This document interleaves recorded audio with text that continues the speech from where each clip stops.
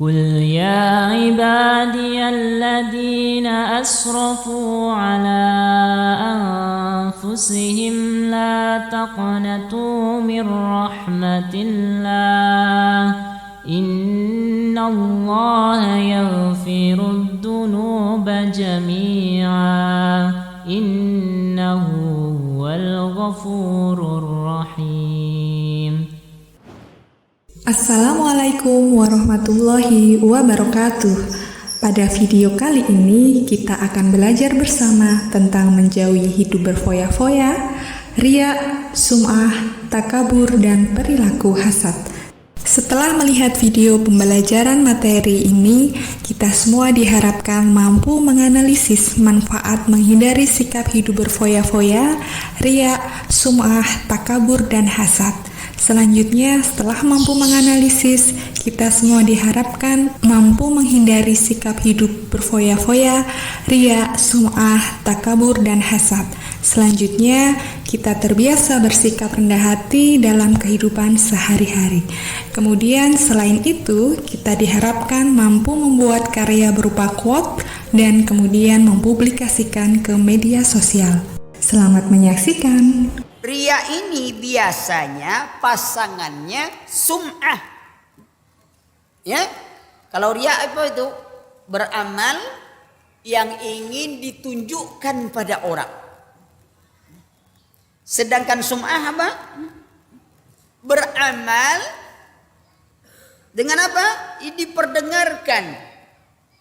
Kalau saya tak diperdengarkan, maksudnya diceritakan pada orang. Orang ngaji pakai mic kuat-kuat dengan suaranya lantang semuanya. Pokoknya lagu yang paling penting dia sehingga orang kagum melihat dia. Yang panjang dipendekkan, yang pendek dipanjangkan. Pokok irama lah yang penting. Itu riya atau sum'ah? Hah? Riya atau sum'ah? Mana riya, mana sum'ah ini? Hah? Ada riya, ada sum'ah. Ada sum'ah karena dia pendengaran. Ya. Sebenarnya harus jelas dulu. Yang riya itu ingin ditunjukkan kepada orang. Bagaimana bentuk penunjukannya itu? Bisa antum menunjukkan dengan suara antum, bisa menunjukkan dengan sikap antum. Jadi baca Quran tinggi-tinggi itu bisa masuk dalam bab riya. Lalu sum'ah itu apa? Menceritakan amalan yang kita sembunyikan. Inilah sembunyi-sembunyi ini sebenarnya ya. Tadi di masjid ngapa? Tak ada apa-apa. Itu kayaknya ada amplop infak sedikit aja kata dia. Allah, ikhwan, tadi antum sudah sembunyikan, kini ceritakan lagi pada orang. Menceritakan supaya ingin dipuji orang. Ya. Tapi kalau dia bercerita, Ustaz, saya ini biasa sholat malam, Ustaz. Tapi belakangan ini saya agak kurang sholat malam. Dalam rangka minta nasihat itu tak sum'ah. Atau seorang ustadz bercerita umpamanya amalan saya begini. Maksudnya ingin beri pelajaran dan itu bukan sum'ah. Yang masalahnya dia bercerita supaya nanti ustadz seperti saya lah ustadz umpamanya begini. Maksud dia supaya dia dipuji orang, itu jadi sum'ah. Ya, umpamanya saya ustadz sholat malam begini. Maksud dia cerita gitu supaya dia dipuji orang. Padahal dia kan sholat malam tak ada orang yang tahu. Nah itu jadi sum'ah. Nah, riya pasangannya biasa sum'ah. Man ra'a Allah yaumal qiyamah, man sama Allah yaumal qiyamah. Barang siapa riya maka Allah akan riya kepadanya pada hari kiamat. Barang siapa sum'ah maka Allah akan sum'ah padanya pada hari kiamat. Apa makna riya dan sum'ahnya Allah? Orang riya, orang sum'ah kebiasaannya menampakkan kebaikan, menyembunyikan keburukan. Kelak Allah akan riak kepadanya, sum'ah kepadanya, Allah nampakkan keburukannya itu di hadapan seluruh makhluk. Maka hati-hati. Allah masih sayang sama kita, Pak. Apa itu sayangnya Allah? Dosa kita tak berbau kan? Mudah foya-foya, mati masuk surga. Enak ya? Tapi itulah jawaban kita kalau kita tidak merenungkan. Karena ternyata masalahnya nggak sesederhana itu. Memang kesannya konsep ini sangat menarik. Tapi apakah mungkin itu terjadi? Apakah selaras dengan Al-Quranul Karim dan hadis-hadis baginda Rasul Sallallahu Alaihi Wasallam? Jadi ketika ada tawaran muda foya-foya mati masuk surga, jangan langsung angkat tangan. Ketika di masyarakat kita banyak sekali orang yang foya-foya dan menghabiskan waktu mudanya tanpa ada tujuan yang jelas, kita tidak boleh mengikuti mereka. Karena ternyata konsep ini benar-benar diyakini oleh banyak pihak, khususnya anak muda. Ini kan masa muda Pak Ustadz. Ya bandel-bandel dikit nggak masalah. Apakah seperti itu?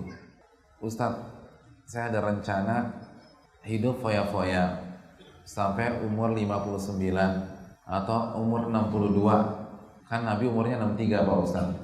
Jadi rencana saya foya-foya 62 tobat-tobatan nasuha, 63 meninggal insya Allah. Nggak sesimpel itu. Masa muda Pak Ustadz sayang. Insya Allah saya mau tobat tapi nanti pas sudah nggak laku kan begitu. Kalau sekarang kan masih laku. Rugi kalau tobat sekarang. Allah berfirman,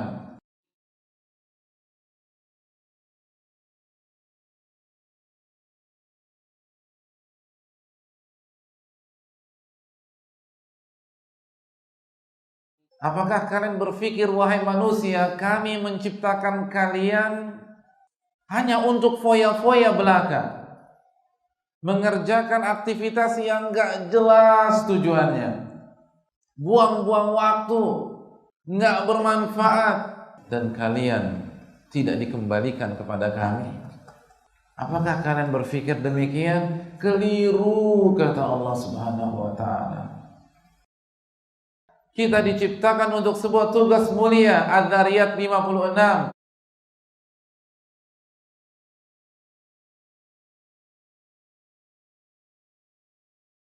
Tidaklah aku ciptakan jin dan manusia kecuali untuk beribadah kepada diriku.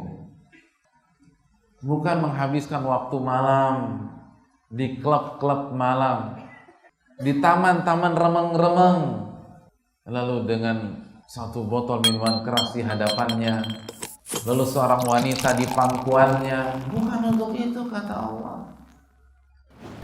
Nah, kita akan langsung membahas sifat tercela yang keempat, yaitu sombong. Mungkin banyak teman-teman di sini yang sudah tahu arti sombong. Nah, tapi belum tahu secara detail apa itu sombong yang sebenarnya. Pengertian dari sombong adalah membanggakan diri sendiri. Membanggakan diri sendiri seperti apa? Dengan juga disertai dengan meremehkan orang lain. Nah, perbedaannya apa sih? Sombong dengan ujub, perbedaannya mungkin sangat tipis, yaitu apabila ujub hanya sebatas membanggakan dirinya. Adapun sombong adalah sikap membanggakan diri sekaligus juga disertai dengan merendahkan orang lain.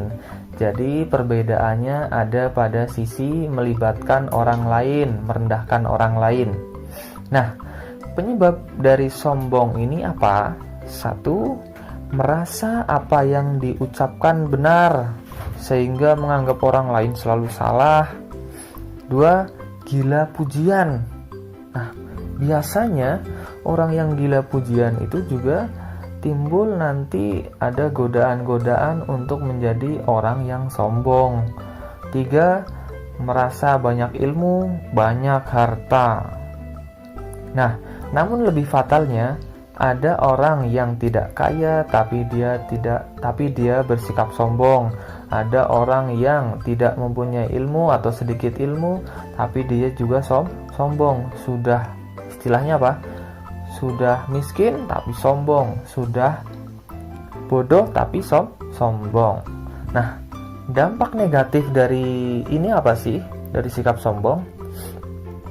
1. Menjadi penghalang masuk surga. Nah, sangat bahaya sekali ya tentunya teman-teman, bahaya dari sombong. 2. mendapat hukuman di dunia karena kesombongannya. 3. Membuat orang lain membenci perilakunya. Nah, cara menghindarinya seperti apa? Nah, beberapa cara. Yang pertama, meningkatkan ibadah kepada Allah. 2. Meningkatkan iman dan takwa kita. 3. Menyadari dosa yang akan menimpa pada orang sombong. Hasad. Hasad diartikan secara bahasa artinya benci atau dengki. Nah, jika diartikan secara istilah, hasad adalah membenci nikmat Allah yang diberikan kepada orang lain. Nah, penyebabnya ada dua. Bisa jadi satu, ada rasa permusuhan dan kebencian terhadap seseorang tersebut. Yang kedua, ada rasa sombong dan juga rasa takabur pada diri orang tersebut. Dan dampak negatifnya apa? Orang yang memiliki sikap hasad ini, satu, menghanguskan amal kebaikan seseorang tersebut. 2, dapat juga memutus silaturahim. Dan yang ketiga, hilangnya ketenangan dan juga kebahagiaan pada diri orang tersebut. Yang terakhir, gimana sih cara menghindari perbuatan hasad ini? Caranya satu, banyak-banyak syukur atas nikmat yang telah Allah berikan. Kedua, selalu berpikir positif atau husnudzon atas segala kejadian yang menimpa kita. Dan yang terakhir, peliharalah sikap rendah hati dan juga tidak sombong.